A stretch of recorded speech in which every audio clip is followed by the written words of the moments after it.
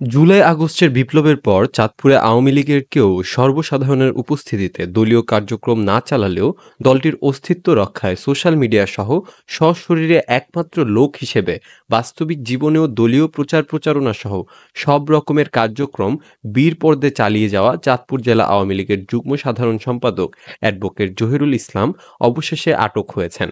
রোববার দুপুরে শহরের চেয়ারম্যান ঘাটস্থ তার আইন সেবা কার্যক্রমের ব্যক্তিগত কার্যালয় থেকে তাকে আটক করে পুলিশ। বিষয়টি নিশ্চিত করেন চাঁদপুর সদর মডেল থানার ওসি মোহাম্মদ বাহার মিয়া।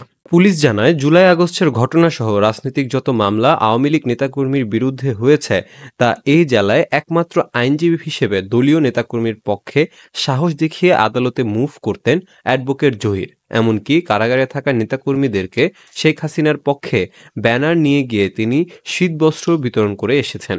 সবশেষে তিনি জুলাই বিপ্লবের দ্বিতীয় স্বাধীনতাকে প্রকাশ্যে প্রত্যাখ্যান করে আলোচনার জন্ম দেন এবং এরপরই তিনি পুলিশের কাছে দুপুরে আটক হন। 1-2-2025 তারিখে চাঁদপুর সেন্ট্রাল কোঅপারেটিভ ব্যাংকের ব্যবস্থাপনা কমিটি নির্বাচন ছিল। সেই নির্বাচন ফলাফল ঘোষণা হিসাবে আমি যখন ঘোষণা করি, আমার বক্তব্য চলা গেলে আমি দ্বিতীয় স্বাধীনতা যারা এখানে আত্মত্যাগ করেছেন, যারা শ্রম দিয়েছে, যারা গ্রহণ করেছে, তাদের শ্রদ্ধা জ্ঞাপন করা আরম্ভ করলে এখানে আপত্তি তোলেন এবং সব বিশৃঙ্খলা সৃষ্টি করে।